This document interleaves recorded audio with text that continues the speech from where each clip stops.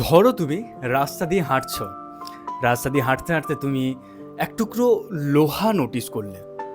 এখন তোমার হাতে দুটো অপশন, ইদার সেই লোহাটাকে তুমি নিয়ে নিলে অথবা তুমি ইগনোর করলে।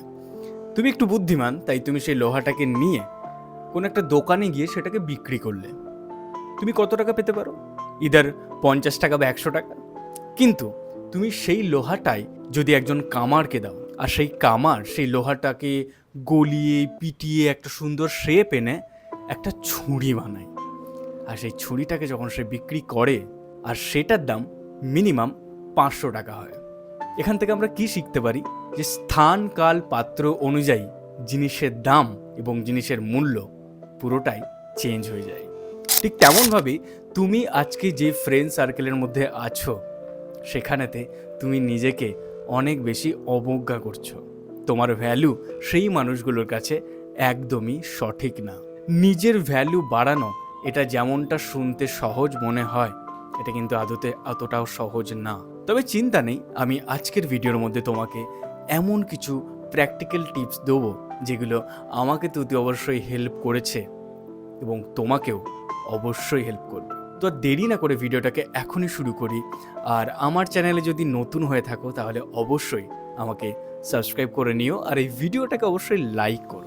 প্রথম যে পয়েন্টটা নিয়ে আমি ডিসকাস করব সেটা হলো না বলতে শেখো।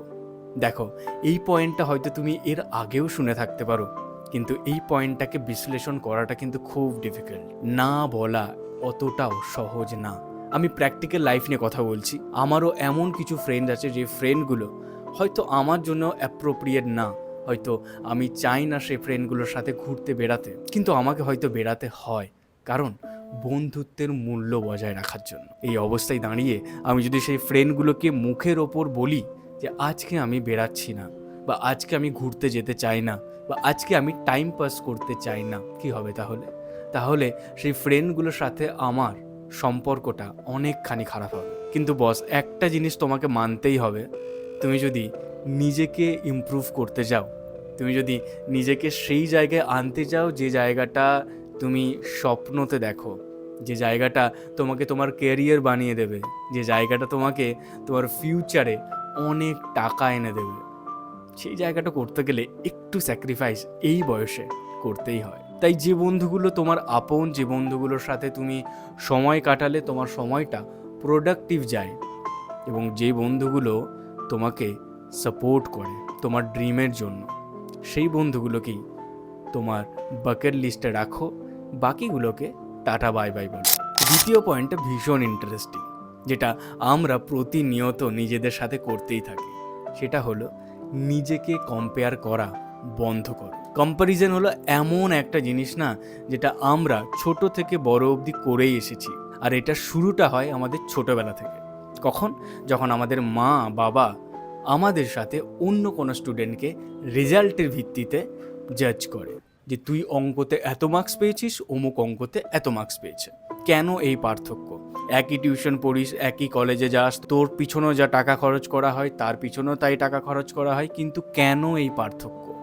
এই যে কম্প্যারিজনটা আমাদের শুরু হয় ছোট থেকেই, সেইটা কোথাও না কোথাও গিয়ে আমাদের মস্তিষ্কের মধ্যে এমনভাবে গেঁথে যায় যে আমরা আর এড়াতে পারি না। আমরা সব কিছুতে নিজেকে কম্পেয়ার করতে থাকি। আমরা যখন নতুন কোনো কাজে জয়েন করি, আমরা যখন কোনো কিছু নিয়ে পড়াশুনো করা শুরু করি, ইচ অ্যান্ড এভরিথিং আমরা নিজের ওপরই সেলফ ডাউট করতে থাকি। এ মানুষটা আমার জন্য কি সত্যি সত্যি সঠিক, নাকি অন্যরা যেটা বলছে সেটাই ঠিক? সম্পর্ক থেকে শুরু করে ক্যারিয়ার, সব জায়গাতেই আমরা নিজেকে ডাউট ফিল করি, নিজেকে কম্পেয়ার করি। তাই একটা কথা সব সময় মনে রেখো, কুমিরকে কখনোই গাছে তোলা যায় না, আর বাঁদরকে কখনোই জলে ডোবানো যায় না। যে মানুষটা যে জন্য তৈরি, সেই মানুষটাকে সেখানেই থাকতে হয়। সেইভাবে বিশ্বাস করো, প্রত্যেক মানুষ ইউনিক, প্রত্যেক মানুষের মধ্যে একটা নিজস্ব সত্তা আছে। এই ভিডিওটাতে আমি তোমাদের সাথে যেভাবে কথা বলছি, হয়তো অন্য কোনো ক্রিয়েটার তোমার সাথে একটু ডিফারেন্টভাবে কথা বলবে। এখানেতে তার পয়েন্টও সঠিক, আমার পয়েন্টও সঠিক। এখানেতে দুজনকে কম্পেয়ার করে কখনোই কোনো ফ্রুটফুল সলিউশন বেরায় না। Ultimately we all are different. এবার আমরা ফার্স্ট পয়েন্টটার সাথে একটু লিঙ্ক করার চেষ্টা করি। ফার্স্ট পয়েন্টটা আশা করি মনে আছে, যেখানে আমি বলেছিলাম যে না বলতে শেখো। এবার যখন তুমি না বললে তোমার বন্ধুকে, সে সময়টা তুমি কি করবে? ধরো তুমি তোমার সারা দিনের মধ্যে 2 ঘন্টা বন্ধুদের সাথে সময় কাটাও, আর সে সময়টা পুরোপুরিভাবে আনপ্রোডাক্টিভ থাকে। তো সেই 2 ঘন্টা তুমি বন্ধুকে না বলে ঘরের মধ্যে নিজেকে লক করে নিলে। এখন তুমি কি করবে? এখন যেটা তুমি করবে সেটা হলো নতুন কোনো স্কিল শেখো। এই জিনিসটা যতখানি শুনতে ডিফিকাল্ট লাগে, অ্যাকচুয়ালি কিন্তু এটা না। ফর এক্সাম্পল, 2 ঘন্টা তোমার কাছে আছে।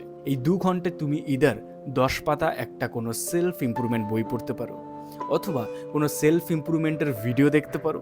পুরো চ্যানেল জুড়ে তুমি অনেক মোটিভেশনাল ভিডিওস পেয়ে যাবে, যেগুলো তোমাকে অ্যাকচুয়ালি ভিতর থেকে স্ট্রং বানাবে, তোমাকে ভিতর থেকে অনেক স্পেশাল ফিল করাবে। আর সেই ফিলিংসটা নিয়ে তুমি যখন পড়াশুনো করতে বসবে বা তুমি কোনো কাজে বসবে, তখন তোমার এনার্জি লেভেল বা তোমার হ্যাপিনেস অনেক বেড়ে যাবে। এর সাথে তোমাকে যেটা করতে হবে সেটা হচ্ছে last point of this video, তোমাকে পজিটিভ চিন্তাভাবনা সচেতনভাবে প্র্যাকটিস করতে হবে। এটাকে বলা হয় অ্যাফার্মেশন। এই জিনিসটা কি, এটাকে আমি খুব ইজিভাবে যদি তোমাকে বোঝাই, সেটা হলো তুমি তোমার ব্রেনকে যে ধরনের কথা তুমি বলছো, তোমার সাথে ঠিক সেই জিনিসটাই ঘটে। তুমি জাস্ট 1 সেকেন্ডের পজ নাও এবং মনে মনে ভাবো যে তুমি এখন তোমার মনে কি কথা বলছো। পজ নিয়েছো? বুঝতে পেরেছো? যে কথাটাই তুমি বলবে, তোমার অ্যাকশনের মধ্যে সেই জিনিসটাই বেরাবে। আমি এত বেশি মোটিভেশনাল কথা বলি, এত বেশি সেলফ ইমপ্রুভমেন্টের কথা বলি, ইন রিয়েল আমি কি এরকমই? একদমই তাই। আমার সাথে যদি কোনো মানুষ রিয়েলে মিট করে, তারা বুঝতে পারে যে আমি তাকে তার গোলে বা তার যে কোনো অ্যাম্বিশন তার থাকে, সবেতেই আমি তাকে হেল্প করার চেষ্টা করি। আমি সেটার একটা পজিটিভ ওয়ে খোঁজার চেষ্টা করি। তো সেইভাবেই তুমি তোমার মনকে যে কথাটা বলছো, অ্যাকচুয়ালি তুমি সেটাই তৈরি হচ্ছ। ধরো তোমাকে মানুষ মূল্য দেয় না, তোমাকে মানুষ রেসপেক্ট করে না, এই জায়গায় দাঁড়িয়ে তুমি নাগুলোকে সরিয়ে দাও। নিজেকে বলো যে I am valuable, I am respectful and I respect people. এরকমভাবেই তুমি গুগল করলে অনেক অ্যাফার্মেশনস পেয়ে যাবে, যে অ্যাফার্মেশনগুলো অ্যাকচুয়ালি তোমাকে অনেক বেশি হেল্প করবে তোমার মাইন্ডসেটকে পজিটিভ রাখার জন্য। এত দূর অবধি যদি ভিডিওটা দেখে থাকো, অনেক থ্যাংক ইউ, অনেক ধন্যবাদ। আর তোমরা যারা ইনস্টাগ্রাম থেকে আমাকে দেখছো, তাদের জন্য তো আমার অনেক বেশি থ্যাংক ইউ, কারণ ইনস্টাগ্রামে ইতিমধ্যে আমি 10,000 ফলোয়ার্স কমপ্লিট করে ফেলেছি জাস্ট 2 মাসের মধ্যে, যেটা বলতেও আমার খুব বেশি আনন্দ ফিল হয়, কারণ এই ফিল্ডে আমি লাস্ট 5-6 বছর ধরে কাজ করছি এবং এতদিনে গিয়ে আমি একটা কন্টেন্ট ক্রিয়েশনকে কীভাবে নেক্সট লেভেলে নিয়ে যেতে হয় সেটা হয়তো শিখতে পেরেছি বা শিখছি অ্যালং উইথ মাই জব, কারণ আমি জবও করি এবং কন্টেন্ট ক্রিয়েশন দুটোকেই সাইমেন্টেনিয়াসলি করার চেষ্টা করি। এনিওয়ে, সেই নিয়ে গল্প আমি অন্য কোনো ভিডিওতে তোমাদের সাথে খুব বিস্তারিতভাবে করব।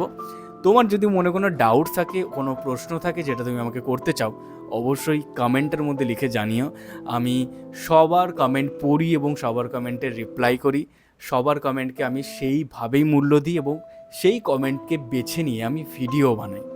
তো অবশ্যই কমেন্ট করো, আর ভিডিওটাকে লাইক প্লিজ করো, কারণ লাইক করলে অ্যালগরিদম হেল্প করে বাকি মানুষের কাছে সেই ভিডিওটাকে পৌঁছে দিতে। আর সাবস্ক্রাইব তো অবশ্যই করতেই হবে, কারণ এই ধরনের ভিডিও পেতে চাইলে সাবস্ক্রাইব করাটা খুবই ম্যান্ডেটারি। দেখা হচ্ছে পরের ভিডিওতে। বাকি ভিডিওগুলো তুমি আমার এই দিকে দেখে নিতে পারো।